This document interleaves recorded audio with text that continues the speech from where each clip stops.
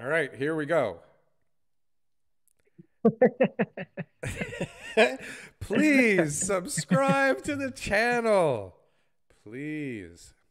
Hey guys, YouTube's got an algorithm and it really help us out a lot if you could like, comment, and subscribe. This is how we can get more information out to more people and share the message of Toronto real estate. In Thanks. that order, like, comment, subscribe, and hit the damn bell.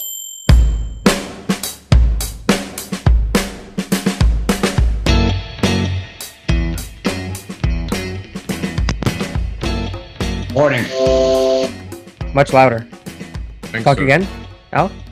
TK, what's going on, brother? Glad to Much, be a part of the show. much louder. Much louder, yes. Yeah, okay. See you later. Throw them away. We tried. It's just when we talk over each other, it'll sound like a little awkward, so that's why I mentioned it. But maybe Daryl's not going to interrupt me like 6,000 times this episode. There's absolutely no way I can guarantee this. Yeah, no big deal. So welcome to the show, Al. Thanks for doing this. So I'm flattered, honestly, but I can't wait. I got a couple talking points, but I won't let the cat out the bag just yet. Okay, I'm going to give you an intro. Okay, so Al's a very good friend of mine from high school. He is a TTC employee. He works in the union as well, right? He is like a loud voice. He was always a loud voice. You could never go anywhere without knowing that Al is there. He cannot just hide in the crowd and just go unspoken. So now with his career path and everything else, he's made sure that he's a loud voice and he knows what's going on in the TTC. And this is the Toronto Real Estate Show. So we want to know what is going on in Toronto. The TTC is a pretty important factor. So I just give you a couple things I'm going to talk about. So we'll talk about like future transit projects. Ooh, yes. We like the future. Okay, I'll talk about what investing from levels of government means when they invest in public transit and what that equates to for a dollar value that comes into the economy. I'll talk about a little more transit, but I'll try to relate it to real estate as sure. best I can. Wherever it goes, yeah, no big deal, no big deal. We're happy. So you guys, we're gonna relate it. Yeah, we're gonna relate it to real estate for you. We like your background though. That map is killer. So that's where you guys will jump in and sort of clean it up, and you guys can take the conversation where you want to go, and we'll just go from there. No problem. Perfect. Right. Conversation's going. We're going. It's we're flowing. Already happening. We're going. It's one thing over another, right? That's it. So love it. The most important thing is YouTube has an algorithm, so I need you to like, comment, and subscribe in that order. Yes, and hit the damn bell. Oh yeah, and hit the bell. I'll leave that. There you go. We don't even need to do the intro now. No editing. He's taking editing off your hands, Daryl. That's great. Thank you. Appreciate that. No, because I watched a couple episodes just like see what was going on. You know, like you liked, comment, and subscribed in that order. So I haven't yet. Yeah, I was gonna say I have not seen this name on the subscribe list. Where's our booking manager? Where's the booking guy? Get rid of this guy. Okay, no big deal. So what's super interesting to me? I have all kinds of questions, but you apparently have prepared some thoughts. So why don't you start off, and I'll interrupt you as I always do, and TK will stop me from interrupting you. What's going on? And what's going on with the TTC? What's the biggest project going on right now, and why is it the Eglinton LRT? So we'll talk about that. Are we on right now? We never were off. We're in. Oh, okay. That's it. All right. You look good, man. We're good. So I just want to correct you on one thing though, TK. I don't work for the TTC. Okay. That's what I thought. Amalgamated Transit Union Local 113, and we are the bargaining unit that represents the workforce for the TTC. But did you work at the TTC before? I used to. In fact, I'm in an elected position. Okay, I believe that. And if I was to ever lose, yeah, I would go back to my old position that would be working for the TTC. But for the last 4 years, I worked strictly for the bargaining unit as a full-time officer. So I represent approximately 4,000 maintenance workers. Yeah. So that's anyone from a coach technician or a mechanic to a janitor and everything in between. So roofers, plumbers, motor repair. We have 3 major modes of transit. We have subway, streetcars, and bus. Yep. And I represent everybody that deals with the maintenance side of Awesome. They're well represented. Yeah, well represented. Yeah. And all that stuff is handled in-house with the Correct. TTC? Correct. We are the biggest local in the ATU, which is the Amalgamated Transit Union. We have approximately 12, I'd say 11,500 to 12,000 members. And of that, in North America, so the US where our headquarters is, and Canada, obviously, we have about 220,000 members. So we are the biggest local. So some locals could have like 50 people. We are the biggest. Nice. Does this include Metrolinx as well, or is it just TTC? So Metrolinx is part of ATU. So Go Transit is part of the ATU, but a different local, if that makes sense. Okay. So that's so they've cool. also So that's part of that 220,000. Some of those guys are at Metrolinx. Correct. So I don't think people realize how gigantic an operation this thing is. And I want to know, what do you say to the people? Because there's a lot of people who live in the city.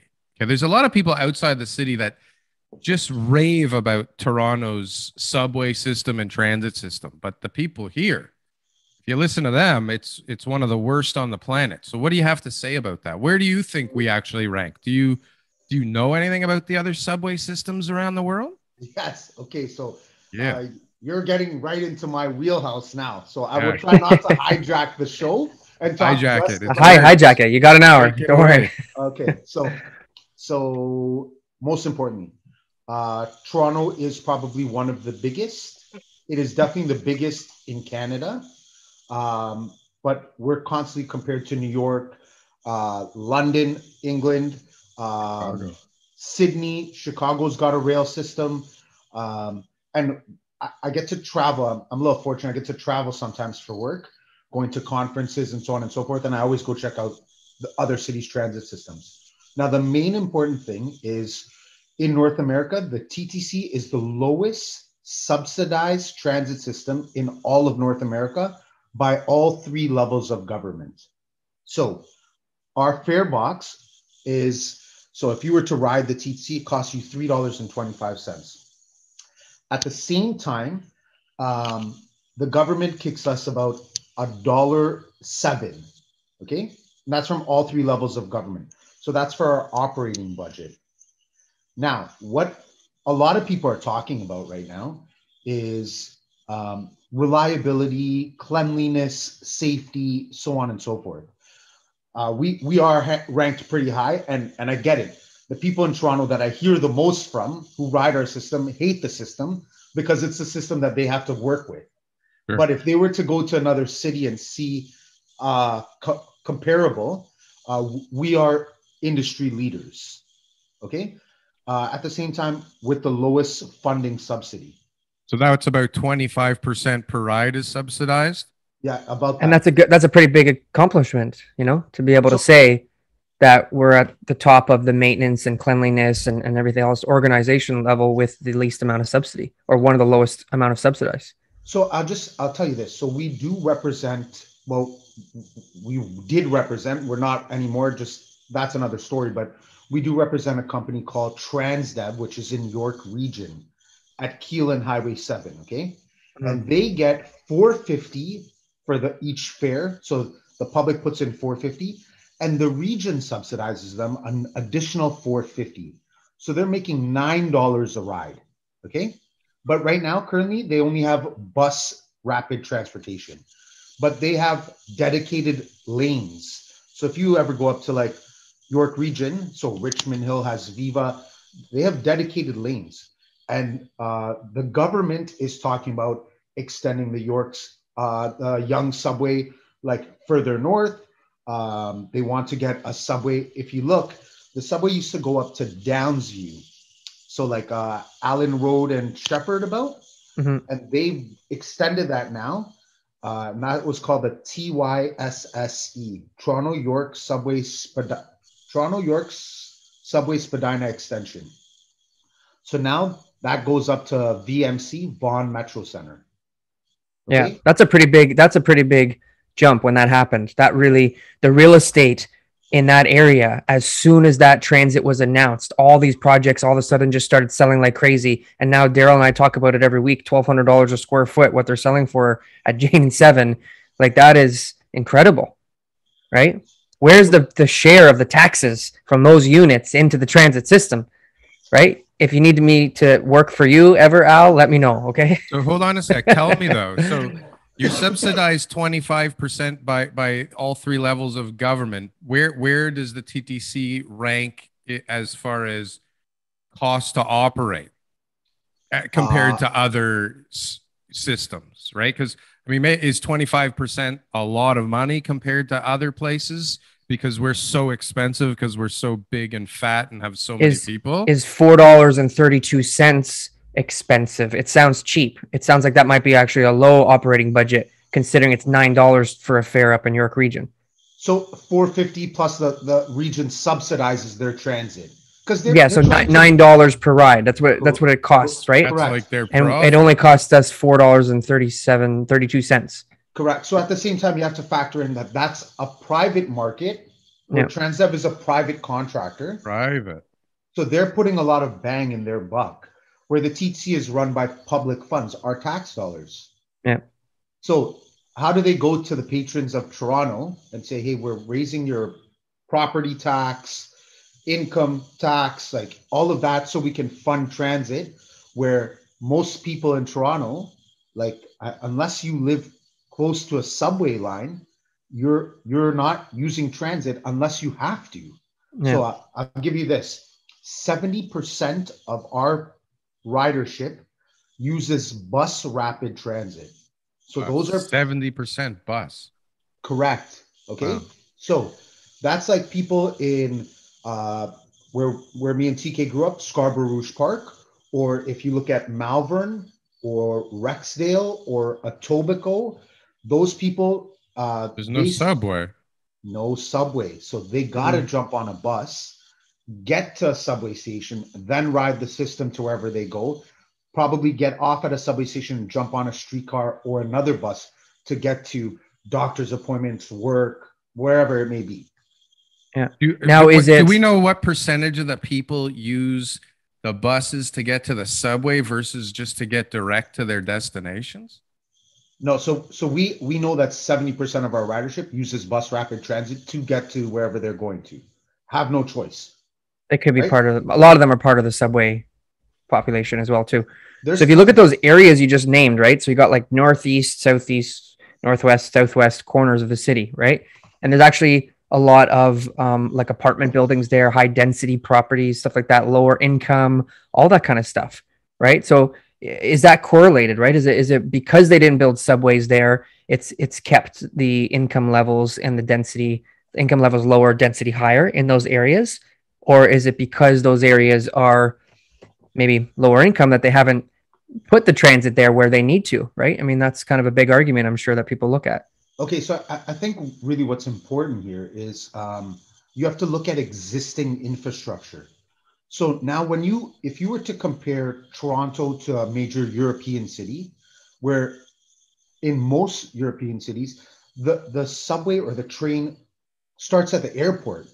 We don't have that infrastructure. We're not an old city, if that makes sense. Like, yeah, we are old, but if you were to compare it to Europe, where they sort of had factored in transit, I mean, like hundreds of years ago, the infrastructure that they built could sort of support it. Now, where are you going to dig in Malvern or in Etobicoke? Like, if you look at and you're talking about high density, you can't just knock down buildings or go underneath buildings. It's just not feasible. So the problem is those people feel that they're underserviced, maybe is the word I should say. Yeah, I would feel that way. Yep. Okay, so a big talking point for, I am involved in politics, but we won't talk too much about that.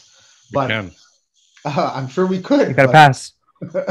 But a hot topic for the provincial election that is coming in June of next year, and we have municipal politics following up shortly after that, will be the Scarborough SRT. Okay, so they have said that system was in place in 1989, built. Okay, the company that supplied that whole system, which is the trains, the track, all the electricity, is obsolete. They don't no longer exist. And it's an outdated system. Now they're saying that they can't keep it because it's so outdated. So that's going to be a hot topic. And if you look at housing prices in Scarborough in those areas, they're hot, like they're really high right now. Okay. So those people are going to, I guess the politicians are going to correlate that Scarborough SRT line, right, to talk to their voters, okay, about, hey, we should keep it, or we need to replace it, or what are we going to replace it with? Now, if they replace it with buses, then again, they become like Malvern, Etobicoke, Rexdale, where it's underserviced. So that is going to be a hot topic in politics coming up. At the same time, there's a significant correlation between public transit and the real estate market, right? You guys say, every real estate agent says it: location, location, location. Yep. What does that mean for transit? Car prices aren't that expensive, okay? But gas, if you're noticing, is constantly going up, and insurance. Transit, in my opinion, being a union rep and a transit advocate, is a necessity. Okay. So for people in those areas, they need public transit. So you can't underservice them, because the people that are living in these markets, whether they're buying or renting, are paying astronomical prices for the houses that, or apartments or condos or townhouses that they're living in now. So where do they get that funding from? So they got to save somewhere. So if transit is accessible, then that in turn gives those people a bit of a break in those housing markets that they are living in. Now, an important fact is, for every $1 invested in transit equates to $3 spending in that market. So if you have public transit, if you invest $1 into that market, okay, so if you were to live, pick an area, the Danforth, okay, because there's subway there, every dollar invested into that market gives you $3 spending in that economy. Okay. Mm. And there's Probably more in the Vaughan area. That so depending on where you are too. Yeah, right? that Vaughan area probably got 10 to 1, based on what they've done. But I understand what you're saying is you invest that transit and accessibility. Not only do you bring money to the businesses, but you bring value to people's properties, and you bring property tax bills, increases for the city, and you bring other, jobs and things like that too. Yeah, new businesses, new development, everything. Right. So and Yeah. that in turn, like that's why you're seeing on the Danforth, like people are buying those old properties, ripping them down and putting up new ones. And you're Mhm. seeing a couple more like low-rise buildings and a little more boutique, I guess I don't know what you guys would call it. Increasing the density. Yeah. Just highest and best Yeah. use of the land and making the best out of it. The problem with the Danforth is the properties are so shallow and there's residential right behind them that you can't build very high. You can't. It's like the subways and even this LRT on Eglinton, like they put them on the dumbest roads. They put them on roads where you won't allow developers to build density because there's residential so close to the main street. Say like Eglinton and Danforth are both the same. The city wants to increase density wherever there's like subways or TTC stops, transit hubs, but they put them on streets that allow you, a certain amount of height because you're so close to the residential. They're like 100-foot deep lots on both streets. It's really stupid. And then you add a stop at like Jane and Finch. Or Keel and Finch, and there's like no revised official plan for more density. It's like commercial zoning right now. It's like they're not talking to each other. So in that area, that Downsview Keel area, a lot of that, and like I said, involved in politics a bit, but what you're talking about for the Danforth and Eglinton, like those are city bylaws. So in certain areas, they can't build that high, right? They're restricted. But in the Keel area that you're talking about, that you made reference to just seconds ago, the zoning of that area is all employment land. Right. So that's why they're not allowed to build residential. But there's a lot of developers that are approaching city council and approaching people saying, hey, like, you know, you need to change the zoning to make it maybe more of a mixed community. So it's not just employment lands, but it can be employment and residential lands. Yeah, and all I'm saying is that it's fucking backwards because it should be happening simultaneously. There should be development applications already. Like there should be people digging in that area because the subway station's been open for, I don't know, more than a year there. But yeah, it's employment land. In a normal process, you're 10 years away from maybe having a building built there. It's so stupid. Left should talk to right. We're putting a TTC station here. Okay, great. Boom. 40 stories. We need people there now. Dummies.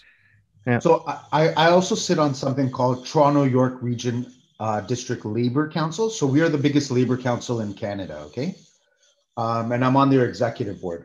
Now, as labor, we advocate for labor. You have to understand that. So we honestly advocate for more employment lands, okay? But you want to mix. So even I'll try to, because we talk about this, okay? Like affordable housing. So it's a hot topic, especially municipal politics right now, okay? So what we want is sort of mixed communities. So it's not like Darryl and TK and me, we build a building at, let's say, pick any location, intersection X. And the government comes to us and says, hey, you know, you have to have 10% of your units have to be affordable housing. Now, we don't want to say, okay, if you live on floor 1 and 2, you're in those units, right? Don't go to that floor. No, yeah, because you're alienated, right? But we allocate a certain amount of units in the building, okay? Now, you don't know because they're mixed in. So, for example, it could be 2B, 1702A, 1206A, whatever the units are, and there's 10%. And we mix them in. But also in that area, we want more employment so that these people don't have to travel so far. And I can tell you for my workforce, which is 12,000 people, we know, because we post-coded them, that 50% of our workforce does not live in Toronto. So they work in the city with good pension, good benefits, good pay, okay?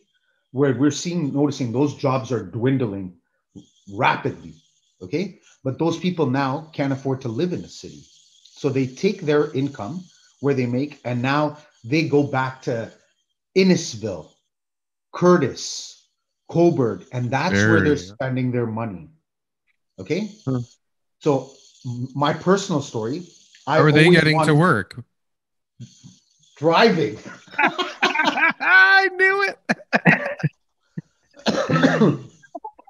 Listen, most of our workforce will drive to a subway station, park their cars, and jump on transit to get into the city. For free. Correct. We have employee passes. Sure. Our families can't travel, but because we're employees, we get employee passes. So we get to travel on the system for free, right? But parking's not free at the subway stations. So you're paying $5, but if you were to drive into the city, like we have a huge hub at Bathurst and Davenport, between DuPont and Davenport. Okay, it's a maintenance facility. And we have training and so on and so forth there.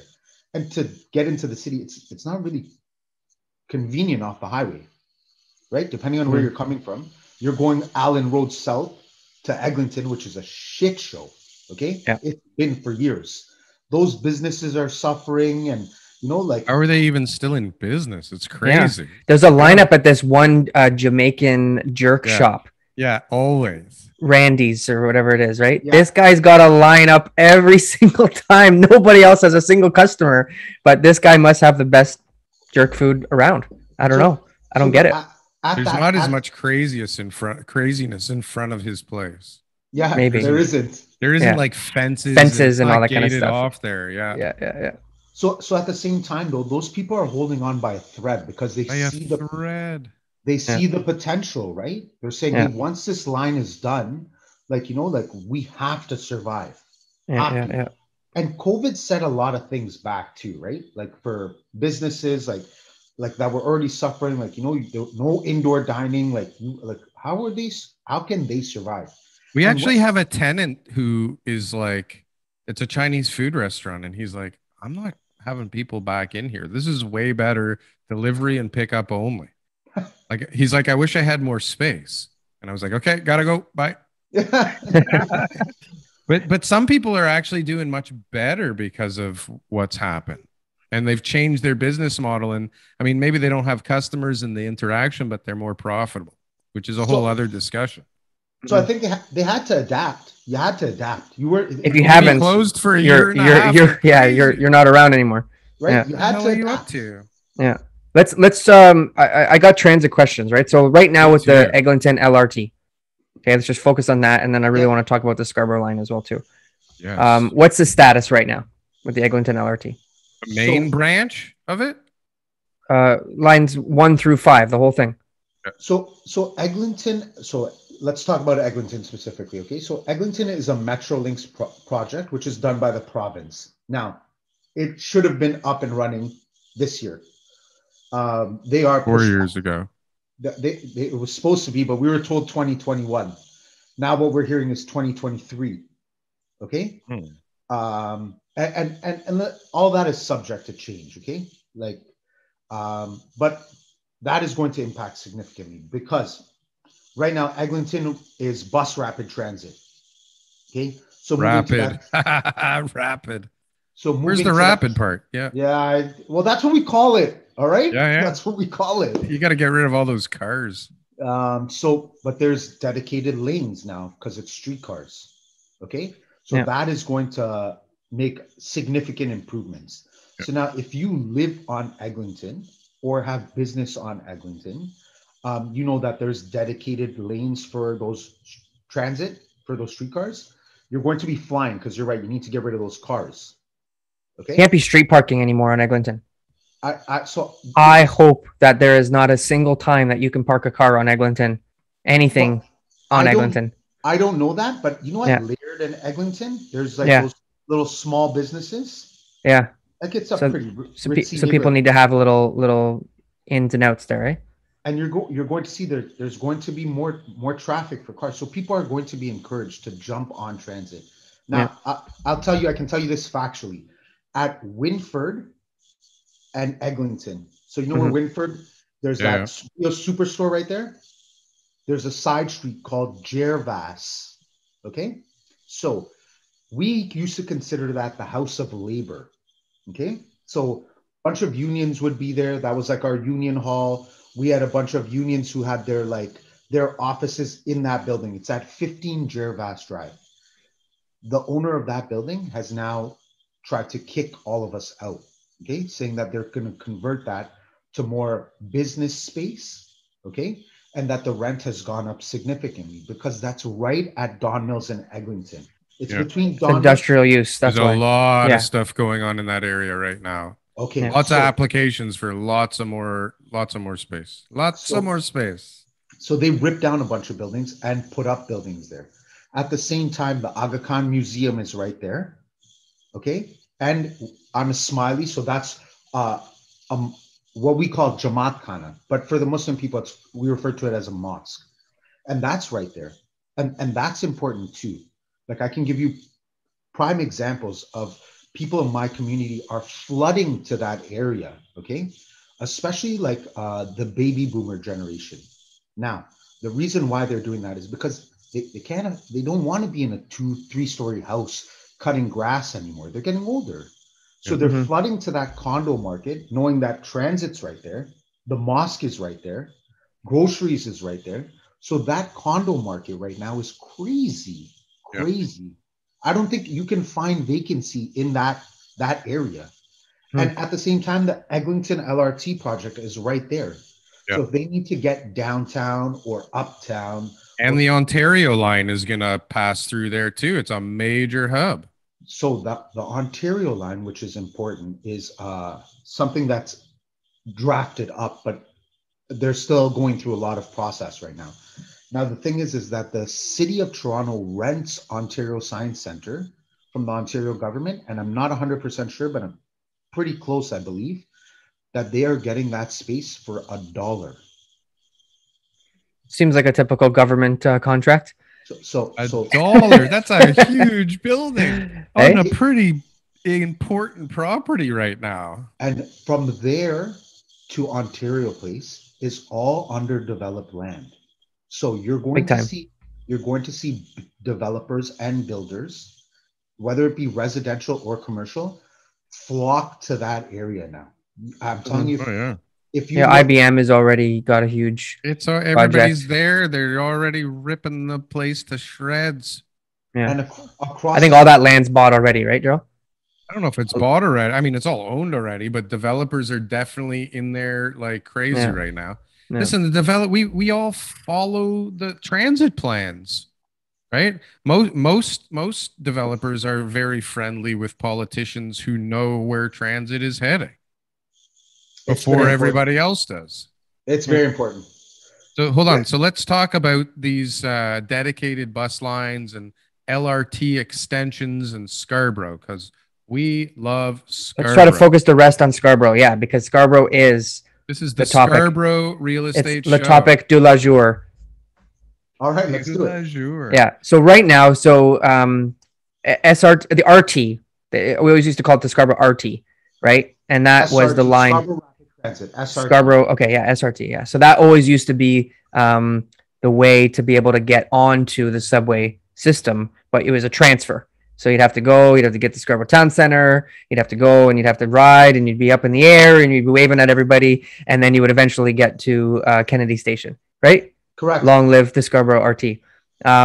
In Europe, like in Dublin, they have amazing above ground rail systems. Like it's amazing. Like it's really nice. You just get out, you walk, you're right inside the community and all that kind of stuff. And our RT was never really set up like that. The stations were always in the middle of nowhere. And it was kind of like once you got out, you were still like a bus or a 10, 20-minute walk from civilization. That was kind of a challenge. So what are they doing for the new Scarborough extension? Okay, so Which one? The subway extension?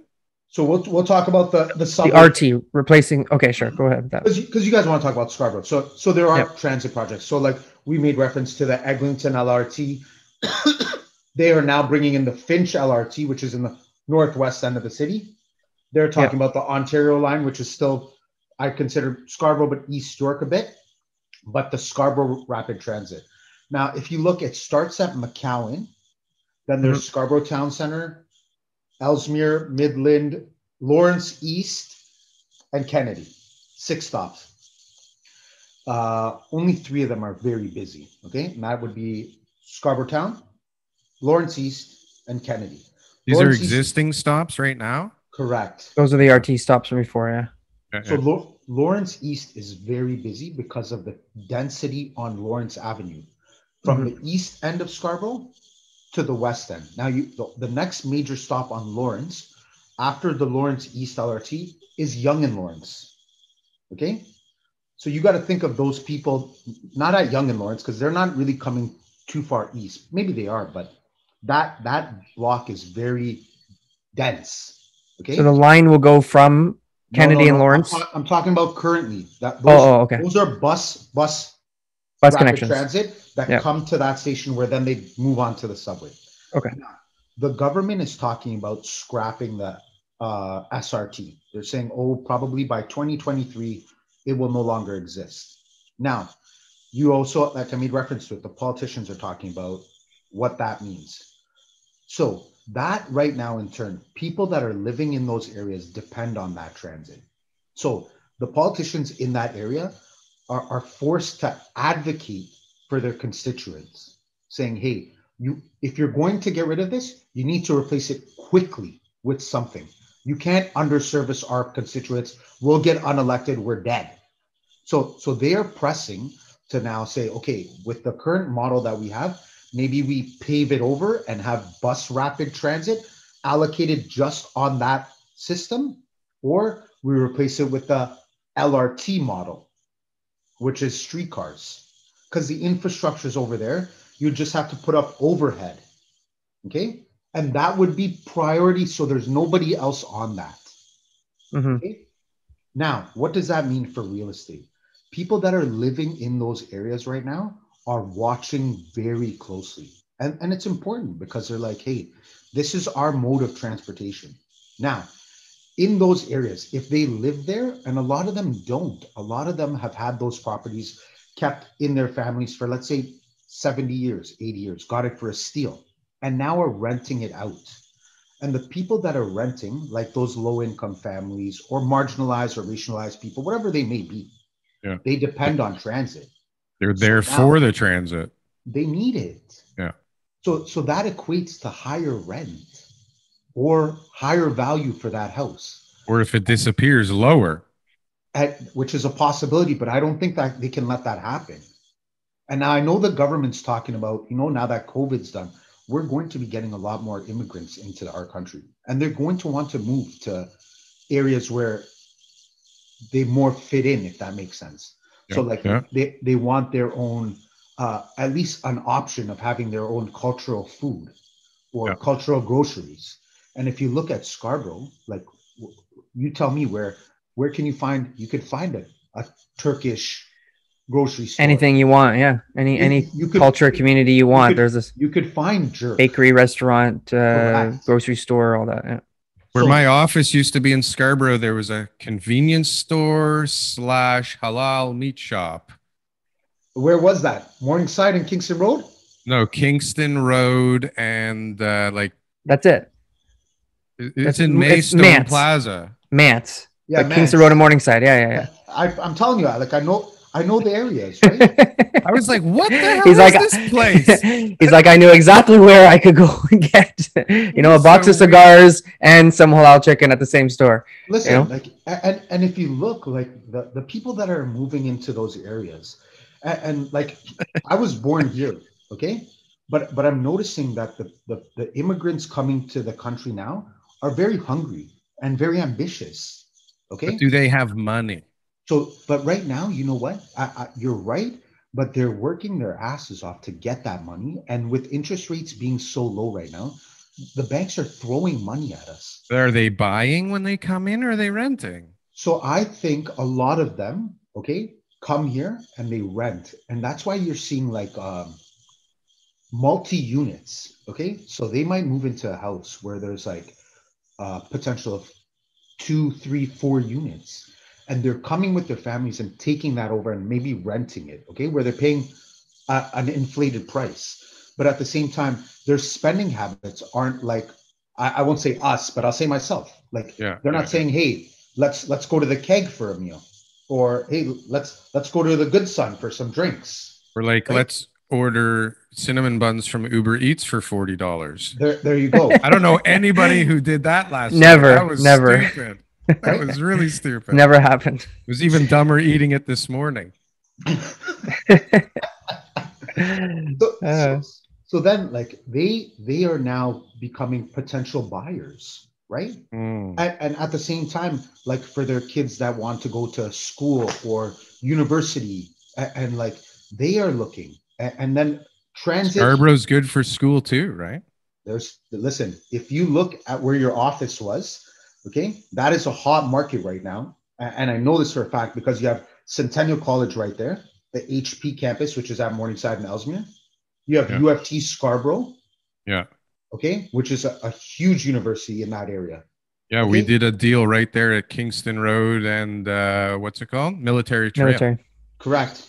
So they like, and if you look there, there isn't enough land. So the supply and demand, like, people want to be in those areas. Tell me, talk to me about the LRT East extension. Okay, so now what Kennedy? I want to kind of lay out the whole plan there. So the potential of the Finch extension. Finch is coming. Finch is west. Finch is west. That's like correct. Brampton, but that's the next transit plan after Eglinton. Now the Scarborough extension. So what they want to do is, and this is what they're talking about. And if you talk to city council and the province in that area, what they want to do is take that and go like a light rapid transit, so streetcar, going from Kennedy, go back to McCowan, come up all the way to UFT Scarborough along Ellesmere, and then go north on Morningside to get to Malvern, where Malvern Town Center is. That's the Wow. plan. I have That's not the heard plan. that one But yet. that- That is How have you That's- not heard that one? That's all the I way to talk about. Malvern. Yeah, that's Yeah, the plan. no, I heard So- of UFT, but to go But- north from there. So that- Malvern's where it ends. But hold on, I heard that it's approved. This line, it's just not. It hasn't been funded yet. So the three levels of government can't agree. They're saying, yeah, oh yeah, no, that's a great idea. Oh, you pay for it. Yeah. Right. So it means nothing. It means I'll nothing. pay for it. So, and this is something that I think would be beneficial, but a parking levy. Okay.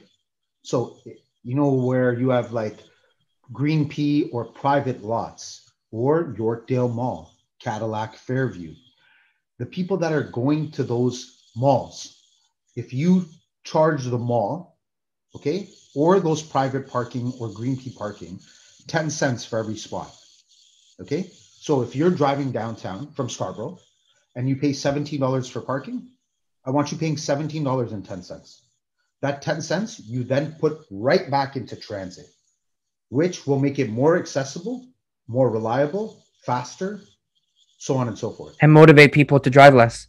People would jump on the transit because they're not paying that levy. Now you say 10 cents, but that's where you start. $40 on Cinnabons Oh, on right. a Friday So night. Today's 10 cents, tomorrow's $10. Whatever it may be. And that's how you encourage people to use transit. So now going back to Scarborough, Mhm. the people, and I said this at the beginning, 70% of people use bus rapid transit. So if you look at Malvern, which is sort of an area where a lot of people, real estate's doing pretty well, but Coming. okay, what they're saying is those people now travel maybe 40 minutes to get to Kennedy subway station because they have to use two buses. Oh, Okay. So then they get up to Kennedy, then they take the subway to Yonge and Bloor, and then they go south to Union. And then, because otherwise they're driving from Malvern to either Guildwood Go or Rouge Hill Go or Eglinton to get onto the GO train, which would take them right to Union Station.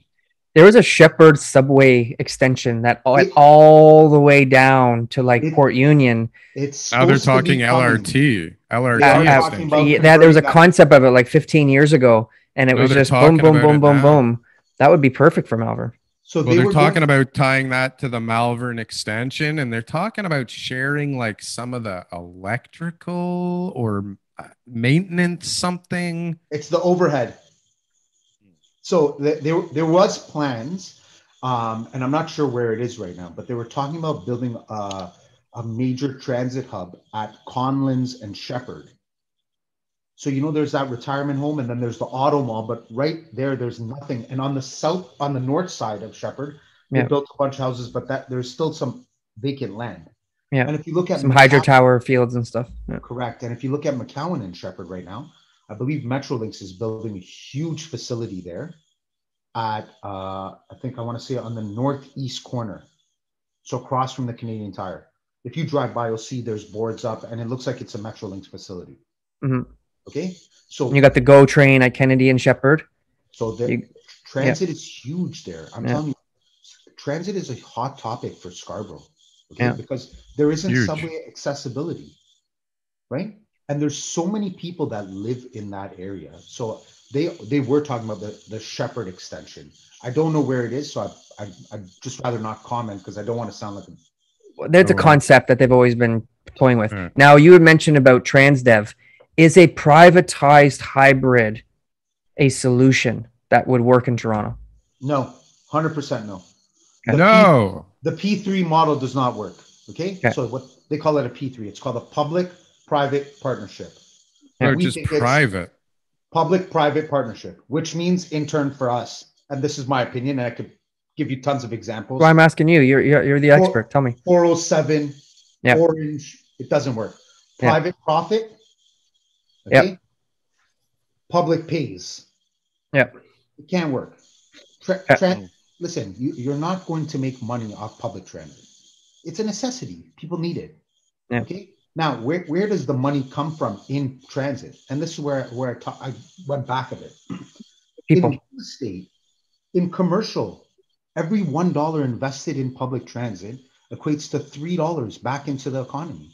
So if you Mhm. have subway accessibility, okay, those grocery stores, those doctor offices, veterinarian clinics, dog grooming, convenience stores, whatever it may be, okay, those people profit astronomically because there's so much accessibility. Mhm. So you want to be close to transit. There is a direct correlation between transit and real estate. I Direct. think, yeah, and Absolutely that's a good direct. point. I think that, I mean, our residential taxes in Toronto are too low. The property taxes, they're too low. Everyone's afraid to raise them. I think commercial taxes seem too high. I think that those guys are getting dinged, and that's what's, keeping businesses from investing money back into it, right? And I think that that's what it takes as a politician to have the guts, which is what the reason's been for the last 30 years, why we haven't gotten anywhere, is because no one's got the guts to go forward with what's necessary to make this work. And we've been Yeah. going in circles forever. So tell me, do you represent the maintenance side, not the drivers? Okay, so Correct. maybe you'll give an honest answer about this. What's going on in the industry with autonomous vehicles and buses that are going to be driving driverless really soon? Are the unions trying to suppress that from happening? Are So you guys what's that? no, so as a maintenance guy, okay, I shouldn't say guy, maintenance person. Yeah. That's right. Edit that out. Edit that out. Cut that part Yeah, it's not good for that. Okay, so for maintenance, listen, those vehicles are still going to need to be maintained. Okay? Yeah, more. But more than ever. as an advocate for labor, of course, we're not in favor of autonomous vehicles. Now, actually, where TK lives now and where we grew up together, Scarborough Rouge Park, Jennifer McKelvey, who's a city councillor, has had it approved, and they will be using a test vehicle, okay, which will only have the capacity for 12 people, and it actually starts, I believe, if not at the end of this month, the beginning of next month. No 12 people. way. Yeah, but there On won't a be people bus? on it. On There a won't be bus? people Oh. There won't be on it. people on it. Okay, It's a bus, yeah. there'll be a bunch of engineers, so on and so forth, and they're going to be testing it in the Scarborough Rouge No Park. pads. Yeah. So it's supposed to go up East Avenue, onto Ridgewood, down the Ridgewood Hill, back down to Star Spray, and come back up. That's a useless route, but I get the point. I guess because no one's driving it, so they want to Okay, keep so it simple. now because the Ridgewood Hill, and if you go onto Jennifer McKelvey's website, like Who I never hear from, by the way, and I'm not like a anti-politician person, but she's quiet. Where a lot of other counselors are much more active and have been in the past. so I listen. I follow her on Instagram. I meet with her. I'd say maybe every 2 or 3 months. Yeah. We may talk on the phone like 3 times in a week because she also sits on the TTC commissioners board. Yeah. At the same time, they have changed that route now, where it's going to run down Lawrence to Star Spray around the community center, Yeah. and come back out. So That's they good. are That's looking at better. autonomous vehicles. Cool. Okay. So that's an important point. But for labor, no, it's not a good thing for us. We are trying to suppress it, but I'm not going to be out there running around with like nails, throwing them on the ground. Flat tire! I'm going nowhere. Told you it doesn't work. Right? So Yeah. You know what I'm saying? Yeah, you But got to this deal is- with. But like, if we're in reality, it's definitely coming, right? So are you guys talking about it a lot? Where are things at with that? We definitely are. Okay. Because it's inevitable, right? But to that point, Darryl, so what I've heard, correct me if I'm wrong, is that our rail system is actually a non-standardized size Gauge. and that gauge. Correct. And therefore, the autonomous vehicles that might work everywhere else in the world, they would have to get a special one just for Toronto. And that would actually make us less marketable to autonomous rail. Listen. True or not true? The Queen's Quay, so south end of the city, downtown, okay? So Google had asked the city for some land there, okay? It was called Google Sidewalk Labs. Yeah. And listen, the city councilors kiboshed them really bad, okay? They were asking for a lot of real estate, okay? And they said, hey, we'll develop everything. transit, everything. They had a lot of other things that there was privacy stuff, there was tax sharing, there was all sorts of things that They they were. wanted a piece of Toronto. There were also a lot of developers who wanted that piece of land, and That's I'm all it pretty was. sure they figured out a way to get it because all of a sudden, one of the biggest developers in the city was like head of the board down at the waterfront, and So- then all of a sudden they're handing it to like some pretty prominent developers Yeah, no one was wants just, Alphabet making the money. I think they for had free. projected 5 acres of land and then went to 12 and then tried to go for 22. And I Would don't have think been they got it cool all. what they were building. Would have Though. been They so should have cool. let them build Yeah. it. Would have brought so many people and so much investment to the city. If you look at Seattle, they had them there, okay? When they came in, that economy was booming. And then it fell apart. They couldn't Seattle keep economy it. fell apart from that. Because that in that area, because Google had taken over a big piece of that land, okay, in their downtown core, and then the prices had gone so high, and everything that they couldn't sustain, so they had a bit of a crash, okay, and Google Sidewalks at that point was like, hey, we had made our money and sort of started diversifying out of that market where they had made so much in X amount of years that then they started pulling away. I don't think they're doing it to make money. I think they're doing it for research. Whatever it may be, Make money later. But when they make presentations at city council, there are people advocating on the other end of the spectrum saying, hey, you can't let them in like that. Like what happens to our telecom security, our internet searches, so on and so forth. Right? Yeah. But that's that. So the gauge on the rails was also another issue. So the gauge is a major issue. Yeah. Is a so major that's the problem issue with autonomous rail, because the manufacturer of those vehicles is going to want to produce them for all the cities in the world, right? Like, for example, Tesla, and would say this is what every light rail transit vehicle that's going to have the autonomous interface will be, using. And then they'll say, well, this fits in Tokyo and this fits in London and this fits in New York. Oh, sorry, Toronto, your rail system isn't the standardized where everyone else's is. So the Eglinton, the Scarborough Rapid Transit, the Bloor Danforth line, the Young University Spadina line can't work. The Ontario line, they're saying that they're going to put that gauge in and they will be autonomous vehicles. This sounds like a bunch of union propaganda to me. This is a bunch of horse shit, guys. So no, but I love TK it. makes a valid Ontario point. line then. So they're saying, hang on a second, if we're going to do this, it's the only way, because we're not going to build a factory here just for vehicles and learn on our own to figure this out. We need to learn with the rest of the world on how to make this work. So like I've been to Dubai, and Dubai's transit system is crazy. Okay, it's like a speed train, no driverless. Okay. Ever been to Disney? Some guys sitting. I haven't been to Disney recently, but autonomous, right? All autonomous, everything. Yeah.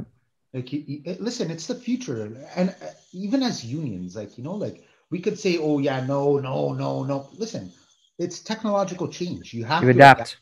Yeah, you guys better start paying for people's schooling in AI and repairing these things coming down, because there's going to be a need. We're already doing that. So we have just created a new apprenticeship program.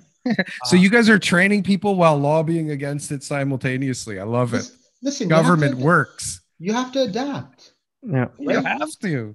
If you ask somebody, listen, I've heard 1,000 times. Okay, oh yeah, I bought my house without a real estate agent. And I saved a ton of money, and I'm like, oh yeah, good. And then they come back to me and they're like, oh shit, man, like why did I do my it? roof like, fell on my roof head. is falling apart. Like, oh my god, like I didn't know what I was getting into. I was just trying to save a couple bucks, and then I'm like, but like you need an agent. Like, listen, I get it. You're trying to save money. Like, I understand. People are trying to save as much as they can, but the value that a real estate agent brings to that transaction, hey, you're going to look for this. You need to look for this. Like, hey, this is where we can, you're financing. You guys have contacts. Oh, this is, I'll get you a mortgage. Like, it's all sort of encompassed. At the same time, as a union, I can't be like, oh yeah, buy your house privately. You don't need a real estate agent. Oh, technology is not going to affect us. Come on. Like, we need to adapt. People Yeah. need to understand, like, you're paying for an expertise. Sure. Yeah. I mean, look, recently you guys just started using the passes, like the app, right? Presto's been a And We don't want crazy. Presto. oh, but Presto's that a to must very, very must have bad. Presto's taken away a Presto's got like ton a of jobs, 1.2 right? billion dollar scam that they're dealing with right now from fake Presto cards. Yes. If I was taking transit at 20 years old, I would have been buying a fake Presto card from the guy at the back alley. You know, I would have been for the 20 guy bucks. that That would have you been 200. I would have been buying it off Darryl I for would have been 20 the guy bucks, that you a came $200 loaded to card. load up your app, you know? Yeah. The satellite guy. Yeah. So Presto's failing bad, and there are 3 major companies coming in right now trying to bid for that work to take it over. Yeah, How because difficult it is is this? We've got obviously all- they're not experienced enough to make this work properly. Not working. That's Not at crazy. all. But it must have taken away a lot of jobs when they introduced that, or at least transferred them to the people that have to wear those ridiculous outfits and tell people where the next stop is. So, so the TTC Yeah. used to do The hell's fair going on over there? Yeah, so we used to do fare collection. We no longer do it. And we, without getting too much into politics, we had filed a grievance, which is a violation of the collective bargaining agreement, saying that that is our work. But the TTC had said that we didn't give away your work, that it was sold under the Metrolinx Act. So if there's a sale of business through the province, and that's how the company got around giving away our work to Presto, because it's under the Metrolinx Act. And They there's didn't lots have of you that- representing them when they signed that How many- contract. So That's now a we lot can of only jobs. clean things up It from is. here. It How many is a lot. jobs was that? So I don't represent that area, so I couldn't give you an approximate number, but I could probably take a stab in the dark and say maybe close to, because we still have collectors in the subway stations and so on and Part so forth. time though, mainly, right? No, we have no part-time workers. No right part-time workers in the TTC. That Wow. actually a very small portion right now, and they're customer service agents. So like manning phones, like reservationists or customer service complaints. I believe there's a small portion that is part-time, but we don't have any part-time workers as operators or maintenance employees. So one of the things that we've talked about a lot, and Darryl, you and I talked about this a lot last summer. I think we were talking about automation and how the job market's going to change, and it's going to eliminate certain jobs but create others. And TTC is no different, right? I mean, there's going to be people who are going to be coming in who are going to be more specialized in the technology sectors and AI and everything else too, where maybe the more less higher skilled jobs will start to go down. I mean, that's the reality of every business that we're seeing right now. And I think TTC is actually very different than most other companies because most of their workforce is about to get obliterated. Easy. No, but that's the truth. Listen, if every single bus becomes autonomous, that is a gigantic amount of people that need to be replaced by mechanics and tech people. But I also think they have an aging workforce problem too, right? I think in TTC, don't you have a lot of people Probably who not are a sexy nearing retirement job for younger people? Yeah. So okay, TK, I'm glad you brought this up. I'll try to sort of break this down quickly. We can do it. Yeah. In the 1950s, okay, the TTC had a mass hiring because they had built the subway to Eglinton.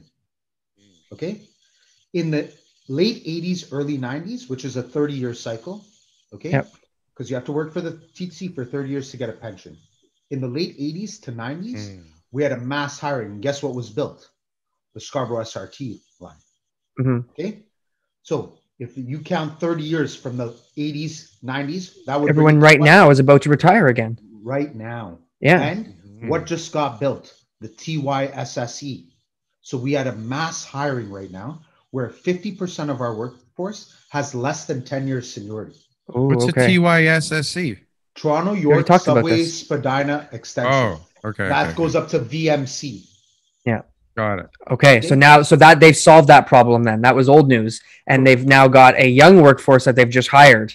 And now you're and they're about to hire for the Eglinton LRT. So they're not going to be TTC employees. Well, we're still trying to work that out. As the union, we are trying to make sure that happens. Yeah. Metrolinx is making sure that doesn't happen. But you have now a 30-year cycle again, where you're looking at transit, Finch LRT, Eglinton LRT, Scarborough Rapid Transit, Ontario Line possibly coming. So that 30-year cycle is right here, right now. right? Yeah, and What like do we do? nothing. What do we do? Well, What are nothing we gonna is do? like nothing's Buy overnight. real estate in that area is what you need to do. That's all You we can can do. afford it. Buy real estate in that Things area. take time, you know. It could take 30 years before we're looking at 100% automated system. But this is Right? the perfect timing to start losing those people or kind of jigging where they are in the business, right? So, and I mean this It's with a all perfect time for the automation. I mean this with all due respect, right? I know what you're saying, but then again, you have people like myself and other labor leaders who advocate, and we don't make it easy for the company to do Yeah, that, sure. right? Mhm. Yeah. At the same That's time, what the like taxi companies were saying though when Uber came around. so now Uber X, like the limo drivers, the airport limo drivers, the Yeah. Uber, I don't know what it's called. I don't use Uber Uber or Black. Lyft. Black. Uber Black. Black. Yeah. They're organized now. So they're Nice. unionized. They should. They can afford it. They're charging those 40% premiums. $150 for a ride Yeah. Right? around the corner because you get Dude, this is like a Escalade. 2010 Lexus IS. What's going on? Why is this a black? But then at the same The time, Acura Integra from '89. what are your options? There isn't public transit at the airport. What are your options? Oh, there's You nothing. jump on a bus and go to Kipling, The Up Express. The Up Okay. Express. which will take you to Union. The Union, which is like in the middle of nowhere for most people. Lakeshore Go for me right home. I'm good. So Then you can take the Go up to Barrie to get home. I've done it. It's decent. It's not like anything really spectacular. That was $27, and now it was no one was on it, and they dropped it down. I think it's $12 now, isn't it? I'm not sure. Yeah, like I did it People once. are going to start going on it because they're going to start developing over there at Weston and Lawrence near that station. It's already now they're adding starting to more happen. stops, so then it won't just be the express. We've talked about this. It's going to be the way to get there. Yeah, I'll just It'll call it be the up way to go. It's the up way. oh, no longer an express. Listen, No express. there's so many people in that downtown core. Okay? Express-ish. So people, if you look prior to COVID, there was like, if not hundreds, thousands of people during morning rush hour and afternoon rush hour standing on the platforms at Yonge and Bloor, St. George, and Union. Okay. So the politicians are also talking about a downtown relief line. Yes, on Queen Street. Okay, but I got an even better idea. Okay. Ooh. Now listen to this. Main and Danforth. You know that area? Oh, yeah. There is a GO train station right there, which is about 150 meters away from the subway station. Yep. Yes, I love that area. Dawes Road. And at Dundas West, okay, on the TTC line, there's the Lansdowne GO train station. Oh, yeah. Okay, and they built a pathway. They built down, so there's a pathway that walks you right to and from that. So if what do you mean pathway where? From at Lansdowne GO and Dundas West. I think you walk inside, like underground. Yeah. Okay, because it's like close proximity to each other. Yeah. If the GO train reduced a bit of their service, okay, coming from, let's say, Oshawa, coming into Union, where every 15 minutes, okay, you only had a train going from Main and Danforth to Union South, west to Lansdowne, which is Dundas West, and then loop back and just keep doing that. You would take off a lot of that pressure on the TTC so that people aren't waiting for subways so often. Yeah. Right? So if you're coming in from the east, right? It would be like the 407. It would be like the expensive way to get across east and west in the city. And if you got the money, you say, you know what? I'm going to take the GO Express today to Dundas West. And that's what you do. And that should be an option. So if you live in Scarborough Rouge Park, okay, like where we are, TK, instead of you jumping on the Lawrence East bus to get to Lawrence East Station, to jump onto the RT, to get to Kennedy, to jump onto the subway to get to Yonge or to go down south to Union, you jump on the GO train. You get off of Main, you transfer, you jump on this express train that takes you right across. That's this sounds quick. 45, 50 minutes tops. So if transit's accessible, okay, is that good? Listen, 45 minutes from the east end of Scarborough, to get to where? Dundas West. Dundas West. 45 minutes, that's okay. Right? Like it makes sense. No traffic. Go. That's it. Less people on the road. Transit. Charge you $21, $21.50. You're paying that in parking and gas Yeah. alone. Yeah. Never mind insurance and wear and tear on your car. Yeah. On my 1989 Acura Integra. Driving Uber Black on the weekends. Sure. Okay, so we're gonna end it off with this because I think this is something that we should talk about. What do you guys think about, and do you talk about the Boring Company? Elon Musk's tunnel digging, super efficient, really cheap tunneling service that is creating like some pretty interesting ideas right now.